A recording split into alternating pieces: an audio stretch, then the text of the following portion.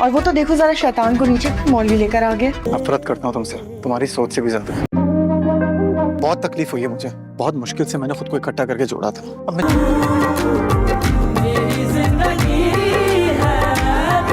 जितनी भी कोशिश कर लूँ ना, मैं जमा नहीं कर पा रहा हूँ। तो ये हाल हो गया मेरा। तुमसे ही करता शुरू, तुम पर ही सब खत्म। करना आया हूँ निकाह।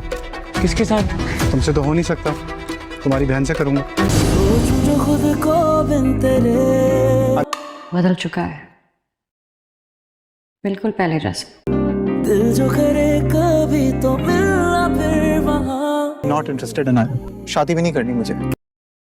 बल्कि पहले से भी बुरा। कैसे चलेंगे साथी में बसी है सिलसिले। आयरा की मुश्किलात में इजाफा होने वाला है। आयरा तो कामयार को ही गलत समझ रही है और उस लड़की को होश आने वाला है और वो होश में आने के बाद कामयार के बारे में सच बताएगी कि कामयार का कोई भी कसूर नहीं है, ये सारा किया दरा फारिया का है। इतनी देर में कामयार को भी ये बात मालूम हो चुकी होती है कि उस लड़की को होश आ चुका होता है और कामयार भी हॉस्पिटल में पहुंच जाता है।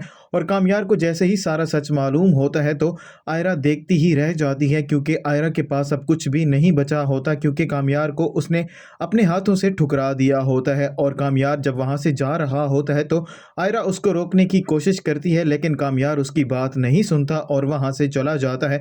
और आयरा बहुत ज़्यादा परेशान हो चुकी होती है, लेकिन कामयार भी चुप बैठने वालों में से नहीं है, क्योंकि उसने आयरा के लिए अपने आप को बदल लिया होता है। इसीलिए वो जानबूझकर एक मरतबा फिर आयरा के घर जाएगा। और जैसे ही इरफान साहब कामयार को अपने घर के दरवाजे पर देखते हैं, वो बहुत ज़्यादा गुस्सा हो जाते हैं और वो कामयार से यही बात करते हैं, मैं तुम्हारी शक्ल भी नहीं देखना चाहता, तुम्हारे लिए अच्छा यही होगा कि तुम अभी के अभी यहाँ से दफ़ा हो जाओ। तो कामयार सारा सच बताएगा कि आप अपनी बेटी से पूछ सकते हैं कि क्या हकीकत है और क्या नहीं है।